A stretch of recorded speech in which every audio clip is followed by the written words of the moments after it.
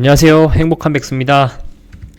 오늘은 그 둔촌주공 입주 시기가 이제 다가올 텐데, 그럼 그 시기가 입주가 시작됐을 때 전세가 약세가 얼마나 좀 심하게 나올지, 그리고 그 약세가 될 기간은 어느 정도가 될지, 그냥 제 개인이 예상해 본 거, 이걸 좀 말씀드려 보려고 하고요.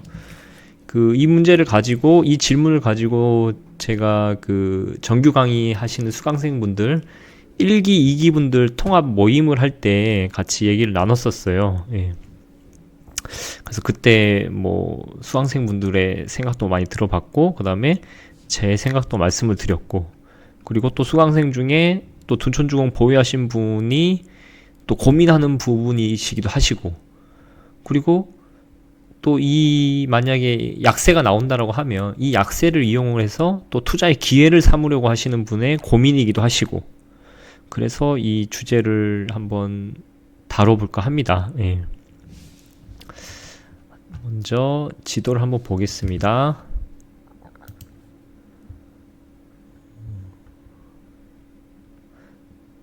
올림픽파크 포레온 아파트죠. 여기 현재 전세 시세를 한번 볼까요? 현재 전세는 보시면 84 타입을 선택을 했는데요. 뭐 최저 7억, 저층 7억부터 이제 시작이 되고 있고요. 미리미리 이제 전세를 놓기 위해서 좀 낮은 가격이라도 빨리 놓고 이걸 안정적으로 이 위기를 넘어가려고 하시는 분들이 여기 이렇게 많이 내놨습니다. 그리고 이게 지금 33평인데 뭐 한 평수 큰 거 같은 경우는 10억대? 9억 초반? 9억까지 돼 있을걸요? 한번 볼까요? 10억에 내놓으셨네요. 현재 이런 상황이고, 지금 강동구 쪽, 이제 둔촌주공 같은 경우 강동구잖아요. 강동구 쪽은 현재 전세의 흐름이 그 주변에 입주가 조금 있어가지고 좀 약세를 보이는 그런 상황이거든요. 그걸 보면서 사람들이 지금 뭐 입주 물량 자체가 뭐 단지가 한 3개 정도 있는데, 지금 입주한 단지가 뭐 요 일대 한 강동구 일대 3군데 정도 있는데, 그걸 합쳐서 한 2000세대 정도 되는데, 2000세대 입주를 하더라도 지금 전세가 이 정도 어느 정도 약세, 약보합, 뭐 약세 상승을 하지 못하고, 다른데 전세가 상승하는 지역에 비하면 강동구 쪽은 좀 약한 모습으로 보이고 있거든요. 그런데 2000세대인데 이 정도인데, 둔촌주공 입주할 때 12000세대인데 12000세대가 한꺼번에 입주하면 전세가가 상당히 뭐 폭락하지 않겠냐, 이런 우려를 하거나 혹은 그걸 기회로 투자를 하려고 하시는 분이 굉장히 많은 걸로 제가 파악이 돼요. 그래서 이거를 막연히 그러면 2000세대가 입주할 때 어느 정도 약세니까 12000세대가 입주할 때 큰 약세일 것이다, 큰 폭락이 나올 것이다, 이렇게 막연히 비교를 해야 될 것인지, 아니면 혹시나 좀 다른 관점으로 볼 수 있는지 제 생각을 한번 말씀드려 보려고 합니다. 과거에 한번 저희가 입주를 많이 했던 지역들 한번 사례를 한번 살펴볼게요. 대표적으로 헬리오시티가 18년 말에서 19년 초까지 주변에 영향을 많이 줬었고, 그러고 나서 또 헬리오시티 때 나타난 문제들로 인해서 사람들이 지레 겁을 먹고 강동구의 뭐 그라시움이라든지 뭐 베네로체 이런 데들 입주를 할 때 여기도 이제 헬리오시티처럼 굉장히 입주 때 전세 가격 폭락을 겪을 것이다, 뭐 이런 좀 겁을 먹는 사람들도 있었고, 이 시기에. 그 다음에 아주 최근에 이제 몇 달 전에 11월 말에 그 DH 퍼스트 아이파크가 개포에서 입주를 했잖아요. 이 사례도 지금 아직도 진행 중인데, 이걸 보면서 가장 최근의 사례니까, 왜 과거의 19년 18년도에 비해서는 어떻죠? 여기가 금리 환경이라든지 모든 게 24년 말 입주하는 둔촌주공이랑 더 비슷할 거 아니에요, 개포 1단지의 사례가. 그래서 요 1, 2, 3번 한번 먼저 사례들을 제가 비교를 해보고, 그래서 4번 어떻게 될 것인가, 이 올림픽파크 포레온 입주 때는 어떻게 될 것인가, 그 순서를 한번 말씀을 드려보겠습니다. 예. 헬리오시티 입주를 할 때를 먼저 볼게요. 이게 2018년 말부터 입주를 했는데, 그 제가 호갱노노에다가 이 필터를 걸어놨어요. 지금 보시면 입주가 5년 7년이라고 해가지고 이 시기가 뭐냐면 헬리오시티 입주할 때랑 비슷한 시기거든요. 예. 그럼 그때 헬리오시티만 볼게요. 헬리오시티가 이제 여기서 9,000세대 이상, 여기 9,000세대 이상 입주를 하고, 그 전에 개포에서도 좀 입주를 하고, 예. 그리고 그 시기에 가장 입주가 좀 많았던 곳이 다산이었어요. 예. 다산에서도 입주를 하고, 예. 그리고 예.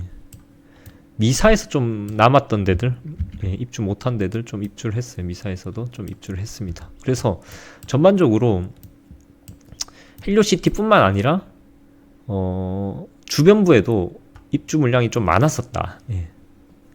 그렇기 때문에 단순 세대수로 헬리오시티가 9,500세대고 여기가 12,000세대니까 비슷한 규모로 입주하니까 헬리오시티만큼 뭔가 전세가 하락에 파괴력이 있을 것이다, 이렇게 예상하는 것도 뭐 어떻게 보면 그렇게 생각할 수는 있겠지만, 약간 차이점이 있다라고 하면 이 둔촌주공 입주랑 헬리오시티 입주 시기의 차이점이 있다라고 하면, 저의 생각은 뭐냐면, 주변부 입주 물량이 둔촌주공 입주 때보다 헬리오시티 입주 때가 더 많았다. 예.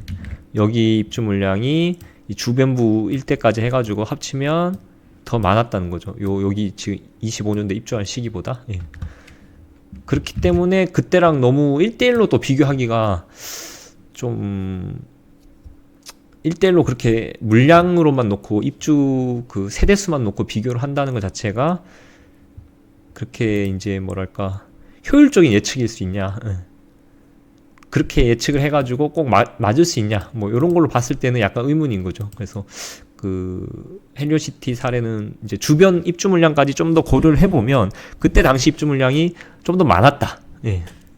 이렇게 좀 얘기를 해볼 수 있을 것 같고, 그리고 강동구에 이제 재건축 단지들 입주를 할 때를 한번 가보면요. 자, 여기에 뭐 그라시움이라든지 베네루치라든지 여기 뭐 아이파크라든지 다 입주를 했는데, 그때 당시에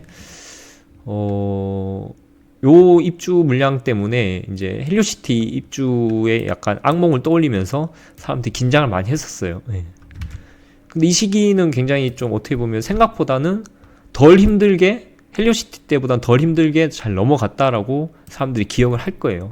뭐 제가 이제 가장 거기에 있어서 가장 큰 원인으로 생각하는 거는, 당시 금리가 이제 19년 말 19년도부터 좀 더 이렇게 하락세를 보여줬고, 그래서 그 뭐 전세자금 대출이라든지 주담대 받기에 환경이 많이 더 좋아졌다, 헬리오시티 입주할 때보다. 예.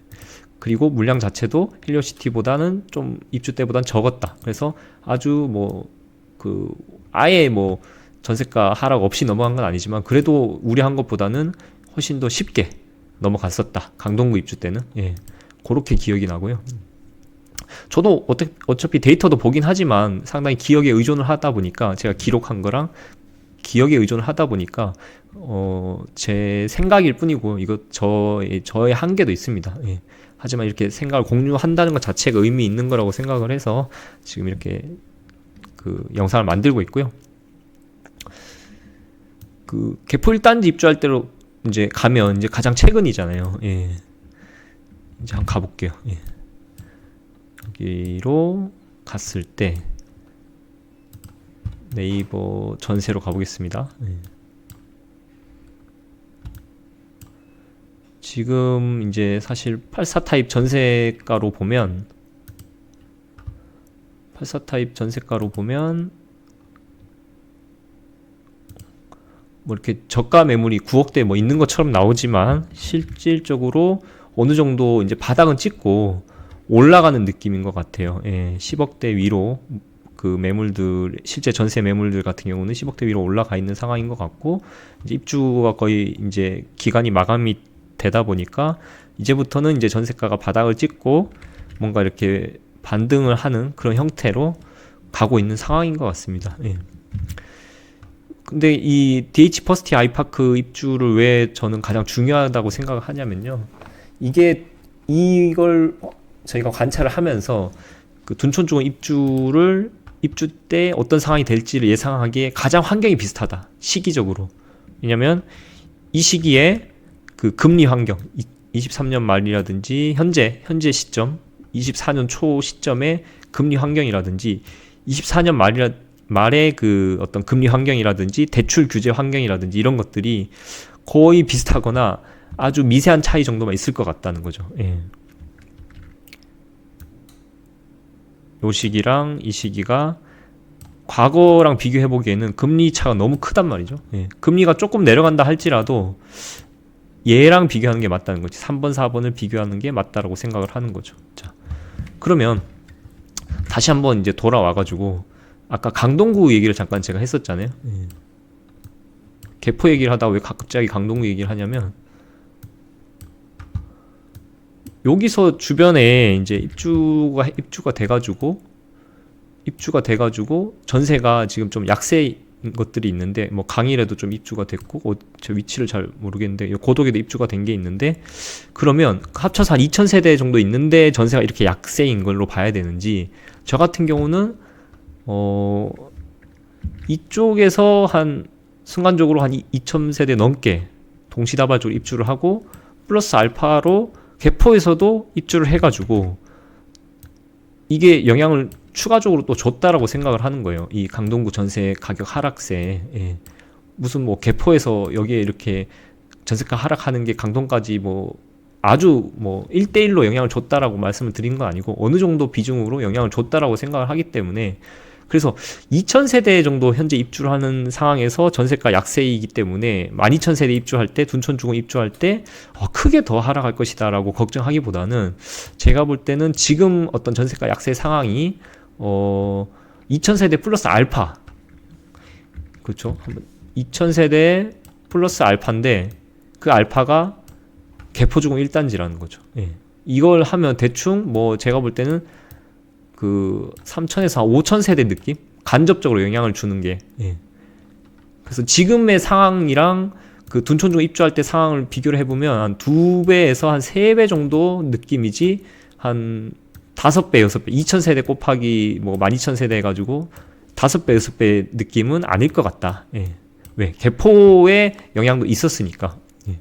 일단은 물량적으로는 그런 느낌으로 대략 제가 말씀드린 수치가 한 2~3배 정도 지금 전세가 약세를 보이는 것보다 2~3배 정도 더 폭탄의 느낌이 있어가지고 그 정도 영향을 미칠 것 같다. 이까지만 물량적으로는 생각을 해놓고 그리고 나서 이제 우리가 생각을 할게. 그럼 그런 다음에 다른 변수는 없냐? 시장 환경적으로 가장 영향을 줄 수 있는 게 금리. 예. 금리가 24년 하반기까지 가면 어느 정도는 낮아져 있을 거라고 생각을 하는 사람들이 많잖아요. 예. 그러면 그게 그 물량이 한꺼번에 들어오는 효과가 약간은 상쇄가 될 수 있겠죠. 예. 그래서 금리까지 영향을 준다라고 가정을 하면 그런 변수까지 집어넣는다라고 하면 그 헬리오시티 때만큼 이렇게 진짜 정말 뭐 동남권 전체가 이렇게 약세를 보이고 그런 과정을 이제 우리가 우려를 하고 있는데 그럼 그 정도까지 우려를 하는 게 맞는지 제가 이제 말씀을 드려보자라고 하면 지금 이미 이 둔촌주공 같은 경우는 막 7억대 나오기 시작하잖아요. 84, 7억대. 예. 여기서 뭐 순간순간 정말 급한 매물이 나와가지고 이거보다 더 낮은 매물이 순간순간 나올 수는 있지만 전반적으로 제 생각은 뭐냐면 이 7억대가 가장 낮은 수준이라고 생각을 하고 여기서부터 뭐 이렇게 푹푹 나오는 게 있다 하지라도 이렇게 이제 시기적으로 입주가 이 정도 되면 이렇게 다 회복할 수 있는 그러니까 전세가 우상향할 수 있는 그런 그림이 나오지 않을까 생각을 해요. 왜 그렇다라고 생각을 하냐면 그 물량만 놓고 비교를 해보면 강동구 입주 물량도 이렇게 적은데도 지금 전세가 약세고 과거 헬리오시티 때 물량에 비하면 이 단일 아파트로는 더 많은데도 불구하고 헬리오시티 때 영향을 받은 것도 있으니까 그러면 전세가 약세를 더 낮게 봐야 되냐, 뭐 5억짜리도 나오고 뭐 이렇게 봐야 되는 거 아니냐라고 얘기할 수 있는데, 이 아파트 말고 서울 전체적으로 놓고 보자는 거죠. 이 서울 전체적으로 놓고 봤을 때 그럼 24년 말이 될 때까지 다른 데 전세가는 안 오르고 가만히 있냐는 거죠. 예. 뭐 이를테면 마포로 한번 가보자. 마포로 가보고 다른 데 아파트 가격이 비슷한 곳들 가가지고 저희가 전세가를 비교를 해볼게요. 지금 여기 제가 이게 이제 30평대로 전세 가격을 묶어놨는데, 이게 뭐냐면 평균가를 보여주는 거거든요. 그러면 마포 쪽에는 뭐 9억 5천, 예. 여기 뭐 이편한 세상 8억 2천. 일단 강동구보다 현재 높죠. 예. 매매가 자체가 뭐 엄청 차이 나는 것도 아니고. 예. 성동구로 와가지고 여기 보면 뭐 8억대 많죠. 9억대 예, 많고, 이런 걸 다 볼 수 있는 거죠. 예. 그럼 주변에 또 가까운 곳 뭐 광진구로 오면 전세가 더 높죠. 예. 예, 이런 상황인데, 그럼 이게 계속 낮아지면서 둔촌주공까지, 이런 느낌이죠. 계속 전세가 낮아지면서 둔촌주공까지 여기다 폭탄을 더해가지고 이렇게 푹 꺼지는 이런 느낌이어야 되는데, 그래야 이제 아주 그 전세로 치면 전세의 금매 중에 금매가 나오는 거죠. 예. 그런 상황이어야 되는데, 제가 생각할 때 현재 전세가 흐름은 뭐냐면 이 주변부는 다 이렇게 올라가고 있는 상황이에요. 예. 올라가고 있는 상황인데, 여기서 이렇게 물량 폭탄이 팍 나오면 어떻게 되냐면, 이 주변부 일대 그 경기도까지 포함해가지고 서울 경기도 일대 그 사람들이 이 순간적으로 물에다가 그 욕조에다가 이제 큰 쇠구슬 같은 걸 투하를 한다라고 하면 금방 메워지잖아요. 예. 이런 식으로 여기서 다른 사람들이 다 이렇게 메워질 거 아니에요. 그 원베일리 같은데 예를 들어서 그때 시작 자체를 굉장히 낮게, 84 같은 경우 시작 자체를 낮게 뭐 10억 초반대 그렇게 놓으신 분들이 있었는데, 그걸 보고 어디서 갔냐면 뭐 동탄에서도 가고, 심지어 제가 살고 있는 여기 그 강동구 이쪽 여기에서도 갔었어요. 원베일리로.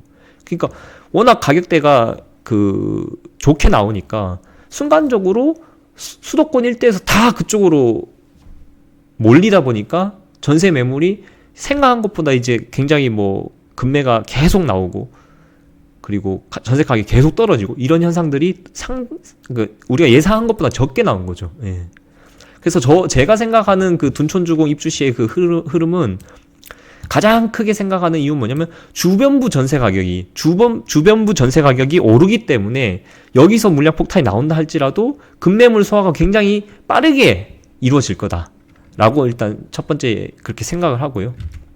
두 번째는 금리가 조금이라도 더 낮아질 가능성이 있기 때문에, 그렇게 되면 아무래도 그 전세자금 대출 받거나 이런 게 조금 더 양호해지죠. 예. 아니면 내가 실입주할 생각 없었는데 금리가 생각보다 낮아지니까 이자 감당이 되겠는데, 왜냐면 그전에는 이자 그 감당하기에 너무 부담이 돼서 나는 실입주를 안 하고 그 많은 이자를 내가 내느니 차라리 전세나 월세를 주겠어 라고 생각을 했던 집주인도 이거 입주해도 되겠는데 이 정도 금리가 낮아지면, 이렇게 생각하면서 매물로, 그러니까 전세 매물로 내놓는 양이 줄어들 수도 있는 거잖아요. 예. 그런 가능성까지 고려를 해가지고 종합적으로 봤을 때 초반에 약세를 보이다가 어느 시점부터 계속 이제 치고 올라가는 그런 형태를 보여줄 거라고 생각을 해요. 물론 뭐 25년도에 저쪽에 동대문구에 입주 물량도 있기도 하지만, 그렇다 하더라도 그 주변부 입주 물량 자체가 상당히 없고 24년도에, 그리고 그로 인해서 계속 주변부 전세가는 상승하는 기조를 보일 거기 때문에, 상승하는 상황에서 갑자기 물량 폭탄이 나온다 할지라도 그게 그 주는 영향력의 그 깊이라든지 기간이라든지 이런 것들이 예상한 것보다 짧을 수 있다. 예, 저는 그렇게 생각을 합니다. 그래서 지금 미리 전세를 놓으시는 전략도 있고, 지금 보시면 지금부터 미리 전세를 놓으시는 전략도 있고, 그 다음에 입주 최대한 늦게 전월세를 맞추시려고 하시는 분도 있는데,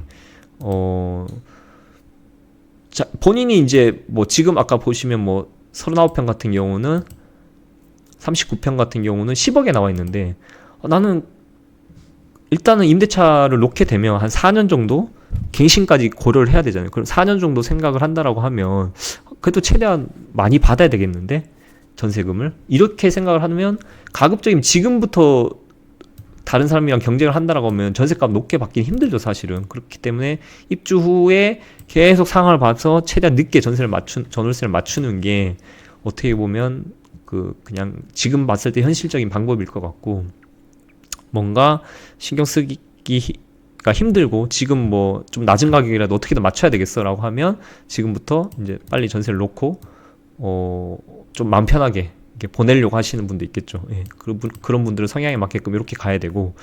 자, 그런데 이제 전세를 놓게 되면 우리가 4년을 걱정을 해야 되잖아요. 임대차 갱신권을 사용할 수 있기 때문에. 그런데 만약에 최단 입주를 늦게 하는데 월세를 놓으면 어떻게 시나리오를 짜볼 수 있냐면, 월세도 지금은 이제 약세죠. 아무래도 물건을 좀 싸게 내놓다 보니까. 월세 한번 볼까요? 월세를 보면 물건 자체를 좀 싸게 내놓다 보니까 월세도 지금 약세죠. 예. 그런데 전세보다 월세 매물 소진 속도가 저는 좀 더 빠를 거라고 생각하고, 예, 이 입주 시기에. 그리고 어느 정도 입주가 마감이 되면 그 월세 자체가 귀해질 거라고 생각을 해요. 그래서 월세를 만약에 맞춘다, 굉장히 고가에, 지금 뭐 나와 있는 게 뭐 1억에 280인데 뭐 1억에 350, 1억에 400까지 맞출 수 있을 것 같아요. 그렇게 맞췄다 라고 하면 저는 전세 맞춘 거보다 이분의 2년 후에 갱신 여부에 있어서는 월세가 지금 어떻게 보면 거의 피크라고 생각을 하기 때문에, 그러니까 월세값이 올라서 이렇게 월세가 강세라기보다는 월세로 순간적으로 많이 몰려가지고 월세라는 바운더리 내 공간이 좁다 보니까 월세 이제 어떤 경쟁이 일어나는 거죠. 그렇게 해서 순간적으로 올라간 거라고 생각하기 때문에, 이게 전세 수요로 좀 분산이 되기 시작하면 월세가 강세인 현상도 많이 낮아질 거라고 생각하거든요. 그러면 월세를 고가에 계약하신 분이 2년 후에 다시 갱신하려고 보니까 월세가 생각보다 내가 지금 내고 있는 수준이 높다라는 걸 느껴질 가능성이 있다라고 생각을 해요, 저는. 예. 그러면 자연스럽게 이건 갱신으로 가야 되는 게 아니라, 나는 내가 이사를 가는 게 비용적으로 훨씬 유리하겠는데, 월세가 지금 내가 2년 전에 계약했던 게 너무 센데, 이런 생각을 하실 수가 있기 때문에 만약에 텀을 한 2년 정도, 2년 후에 뭔가 새롭게 임대를 바꿔야 된다거나 2년 후에 입주를 해야 된다거나 2년 후에 팔아야 된다거나 이런 생각을 가지고 계신 분은 월세를 아주 고가에 놓을 수 있게끔 노력을 하면 시장 상황에 의해서 자연스럽게 2년 후에 임차인분께서 갱신을 한다는 것 자체가 불리해지는 그런 요건이 갖춰지면서 집주인 임대인 입장에서는 뭔가 운신의 폭이 넓어지는, 예, 그런 상황을 맞이할 수도 있을 거라고 생각하거든요. 그래서 저는 이제 만약에 2년 후에 팔 것 같으면 월세, 4년 후에 팔 것 같으면 전세, 근데 다 입주 후에 최대한 늦게 그렇게 할 수 있으면 그렇게 해보자고 그렇게 말씀을 드렸던 편입니다. 예. 그래서 좀 두서없이 장황하게 말씀드렸지만 둔촌주공 입주할 때 상황이 어떻게 될지 제가 제 생각을 말씀드렸습니다. 예. 다음에 또 좋은 컨텐츠로 찾아오도록 하겠습니다. 안녕히 계세요.